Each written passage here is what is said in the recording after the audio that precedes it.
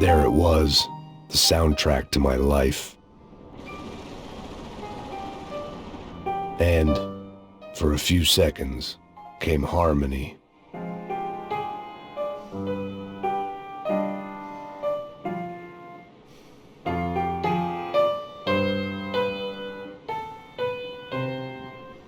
Finally. I don't think it's a stretch to say that Max Payne 3 is seen as the most contentious game in the Max Payne trilogy. After the second game's narrative arc came to a close, it seemed strange to continue Max's story.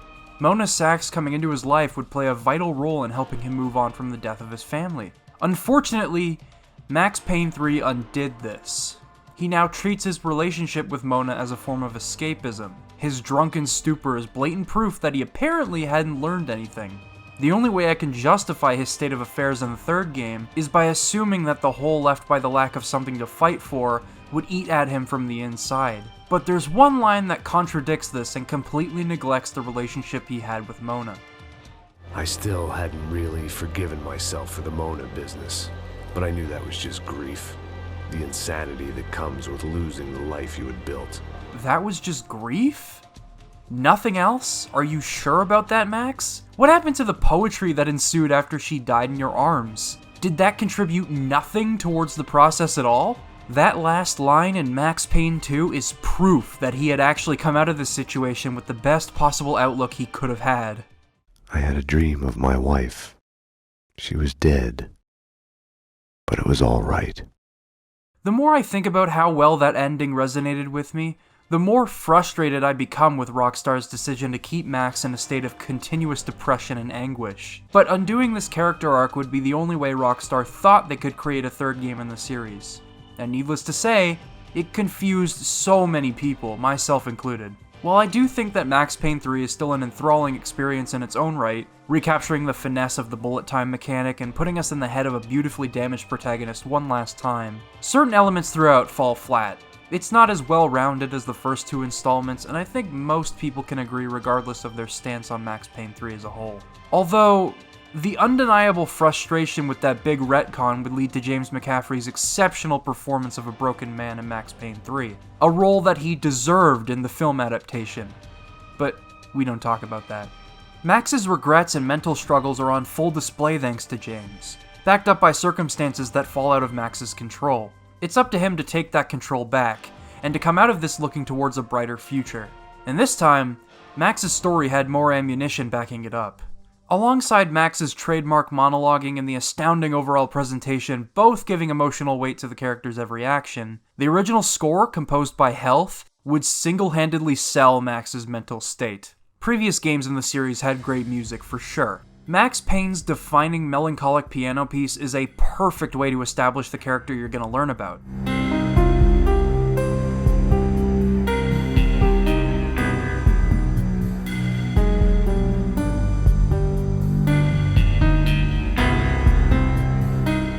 The occasional rock pieces are used to amplify the intensity of encounters, and a few tracks enhance the mood of certain events. However, most of that game was spent hearing the sounds of bullets ripping through mobsters in bullet time. That's not to say the sound design wasn't enough to create a gripping soundscape, because it sure as hell was. But only that main theme would lift the soundtrack out of its comfort zone and explore the emotion of the character. Max Payne 2 also followed the same trend in its soundtrack, with the exception of the song that defined the game's predominant theme. Throughout the game, you'll be able to hear a recurring tune playing through both sound systems placed around levels and the humming of various different characters. The song is called Late Goodbye, composed by Finnish rock band Poets of the Fall, and that title should be enough to raise a few eyebrows in regards to the character of Max Payne. Its importance in the game isn't apparent until you finally hear it in full as the credits roll. If it already wasn't clear, it's in dedication to his family. As previously mentioned, Max's relationship with Mona, followed by her eventual death, would be a major factor in helping him move on, allowing him to wish his loved ones a belated farewell. Compositions dedicated to the character were well deserved in a series like Max Payne, but scarce overall. That is, until Max Payne 3 came along. Health's unique sound was chosen as the perfect fit for representing Max's journey, and they never missed a beat. Every track in the game has an underlying purpose in its instrumentation. It perfectly represents every moment and aims to be more than just a mood enhancement. It's a character study through music, and in this video, we'll be analyzing Health's award-winning soundtrack to understand the music of Max Payne 3.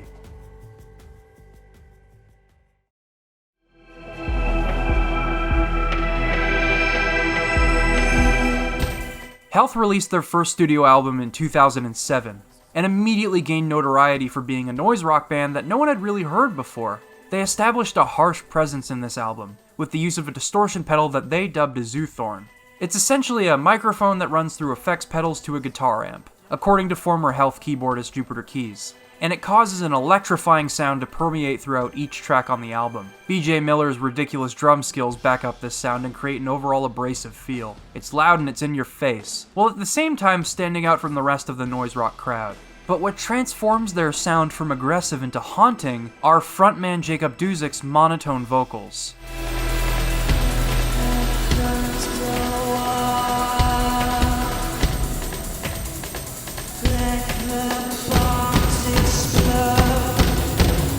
What I'm listening to is some of the hardest and most engrossing noise rock I've ever heard, and it's being accompanied by an angel of death singing in a soft, eerie colorlessness.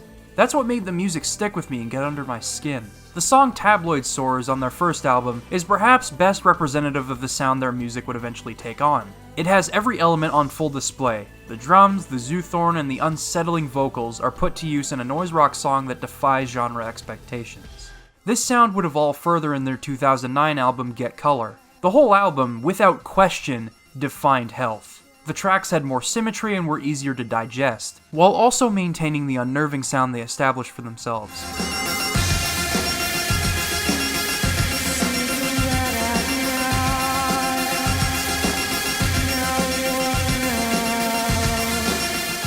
They opened for 9 Inch Nails, made a couple of fucked up music videos, and eventually made it Rockstar's way. Immediately, the band seemed like a perfect fit for scoring Max Payne 3, according to music director Ivan Pavlovich. Health as a band has an incredible sense of who they are and a very strong identity. Their music is very intense, but it also has a lot of melodies and is very moody. When we saw Health perform live, it was very clear that they were the ones who were going to be able to capture this. And capture it they did.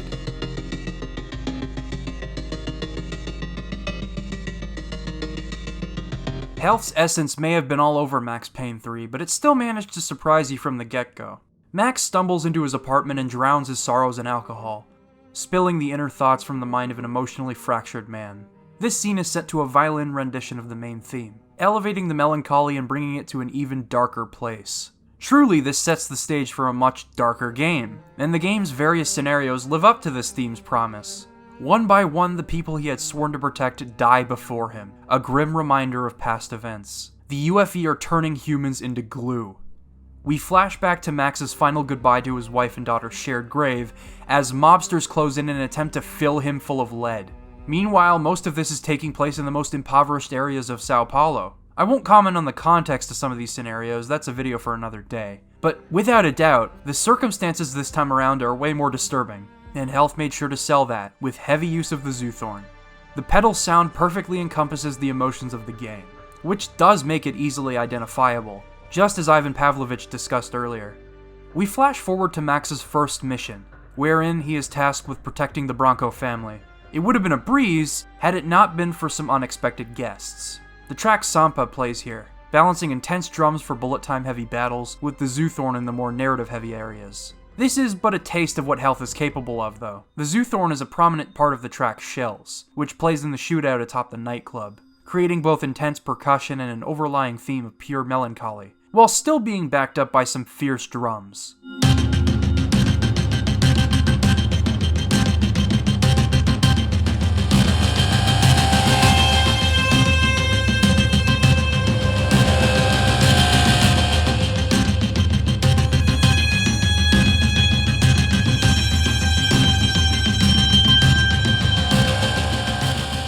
The duality of this track is perfect for representing Max's inner thoughts. Health made sure that there wasn't a disconnect between how Max feels and what you're doing when you control Max. One moment you're listening to Max's sad cop monologues, and the next you're mowing through the Commando Sombra. Bridging this through music creates a consistent atmosphere for the game, one that constantly reminds you of the character you're controlling. You're not just basking in the game's unrelenting violence, you're fighting to finally bring Max peace. The Zoothorn's sound not only perfectly complements the drunken and distorted presentation, but the way it's used can symbolize Max's overall mood. This level solidified Health's involvement to me as a crucial part of the game's impact, and I couldn't wait to see what else they had in store. Sure enough, Health's philosophy when creating music for shootouts is prevalent throughout. The sad cop melody utilizing the Zoothorn is the overarching theme of each track, accompanied by appropriate instrumentals and drums depending on the setting, narrative theming, or intensity of the action. They all demonstrate the range the Zoothorn is capable of.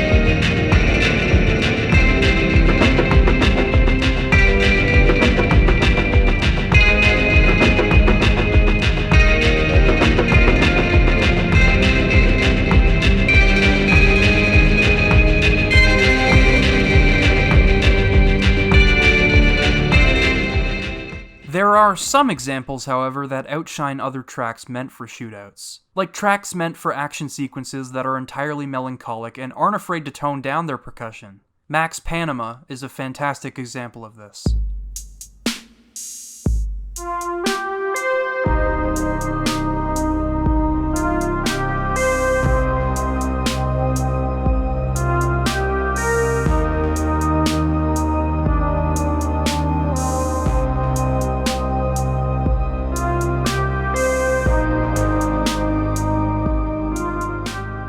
Speaking of which, your revisits to New Jersey are some of the most depressing moments in the game, and the music reflects this. The first track, Max New Jersey, is perfect for symbolizing how trouble seems to find Max even in the loneliest of places.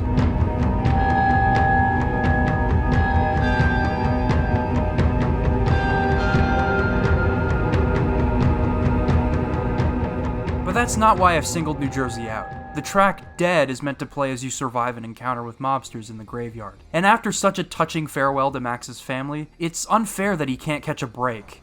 The circumstances are reflected in the track's instrumentation. Despite the intensity of the fight, the drums and Zoothorn are both downplayed. The percussion is somber, and there isn't an overarching melody to speak of outside of the synths. The track is already pretty poignant this way, but it's a single detail that shows you the magnitude of its emotional importance. Max's infant daughter can be heard crying.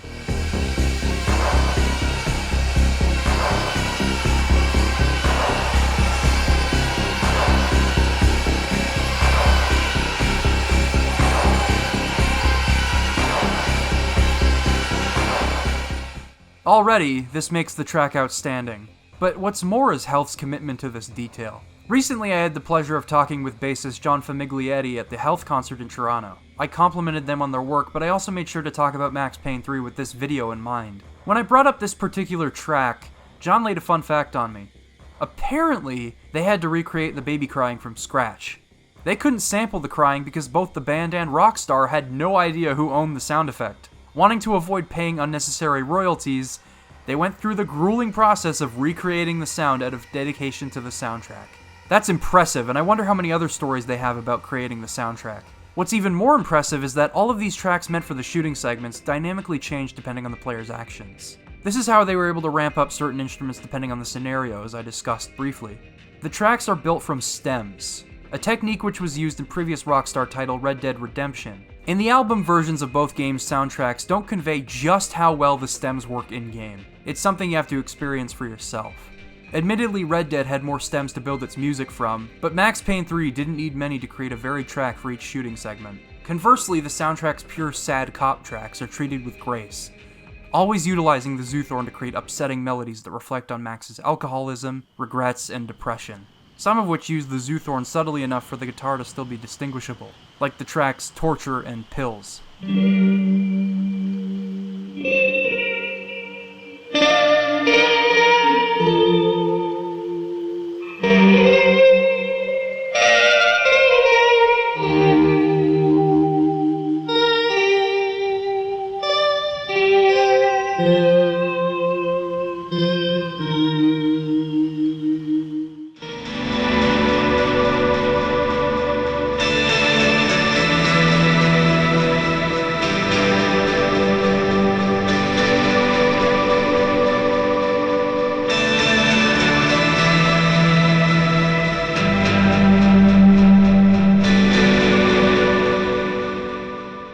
The editing also complements the game's narrative quite well. While the album version doesn't convey this, the tracks Max New Jersey and Max Docks crossfade together perfectly, as if they could be one song. During that level, Max loses Fabiana to the Commando Sombra, and the bombastic action track crossfades into a soft ballad that only fuels Max's failure to protect yet another family.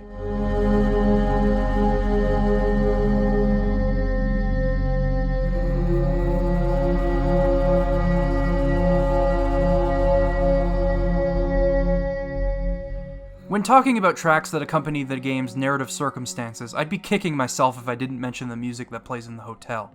If you've played this game, and I hope you have if you're watching this video, you'll know that this hotel is used as a stage for an organ harvesting ring, and the track leading up to that reveal is as sinister and suspenseful as you could expect, all created with Zoothorn-fueled instrumentals and panning.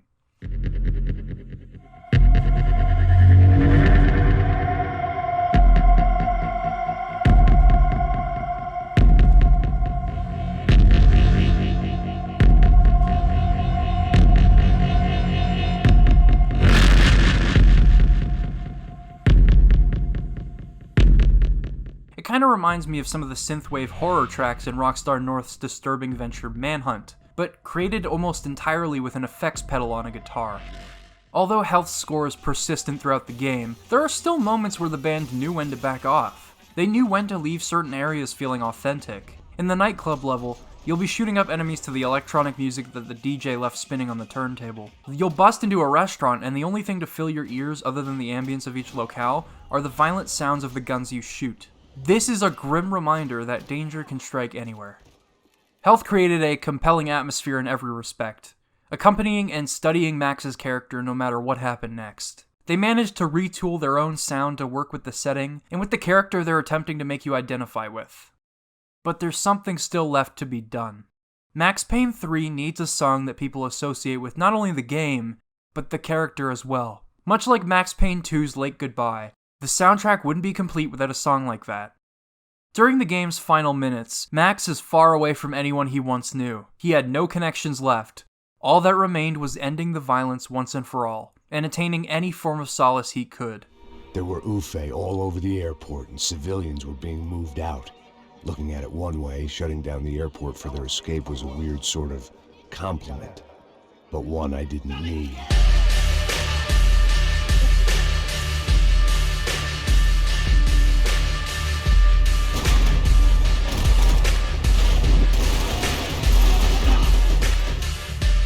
The song begins with a confronting bass line and a punchy percussion track that gets you pumped up for the shootout. But as you progress, another stem kicks in, and it has lyrics.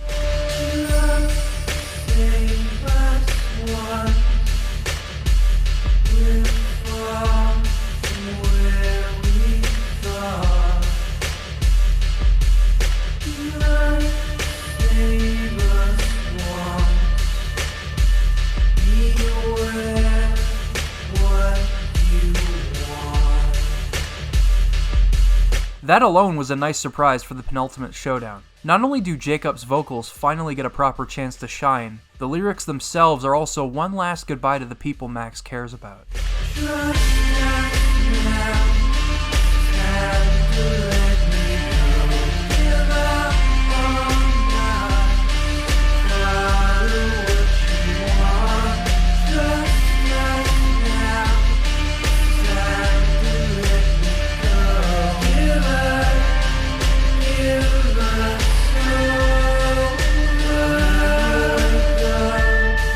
Even if I may not forgive Dan Houser for retconning Mona's existence, I can, without a doubt, commend Health for paying equal respect to her as well as Max's family in a song dedicated to Max's ultimate challenge. Not the shootout, but the struggle to move on. Max is finally facing it head on in the only way he knows how, and while he may be distant by the end of the game, he's learned to let his family rest instead of chasing a dream he'll never be able to realize. The game concludes with the song Pain, as Max silently celebrates his ability to move on from the past and look towards the future.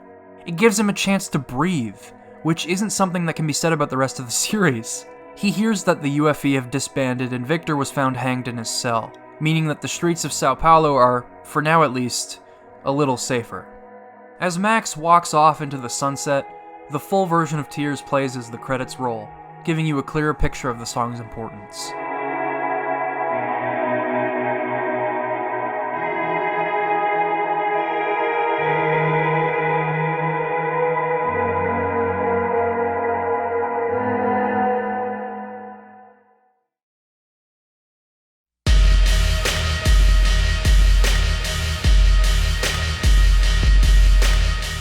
Health knocked it out of the park with Max Payne 3, and it proved to be not only one of the best and most important soundtracks I've heard in a video game, but it also served as an excellent stepping stone for the band. Their next album would entirely adopt the sound they nailed down for Max Payne 3, and they would create one of my favorite albums of all time. To this day, they open their shows with the song Pain before going hard with their best work, and Tears has since become a staple of their live shows. The legacy of this game's soundtrack can be felt both in Health's own work and in the minds of Max Payne fans. While I may not revisit Max Payne 3 nearly as much as the first two games despite its enthralling gameplay, I know I'll be listening to the soundtrack until I die. Despite the game's narrative missteps, Health took every opportunity to represent Max's mental state and overall journey through music. They took the leap and used sound to help you connect and identify with Max, which is something so frustratingly rare in Western games and media overall. Music and entertainment can be important, but rarely is it so integral to its execution. For this achievement, I have nothing but praise for Health's accomplishments. The soundtrack makes me long for another experience like the Max Payne series, but I know that deep down there won't be anything like it.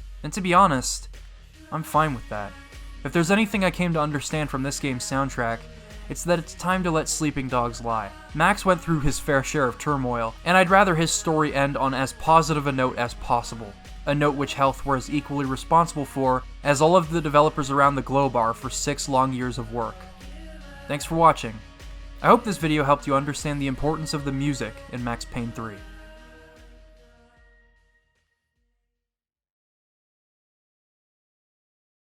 Trust us now, it's time to let me go. Give up on us, follow what you want. Trust us now, it's time to let me go. Give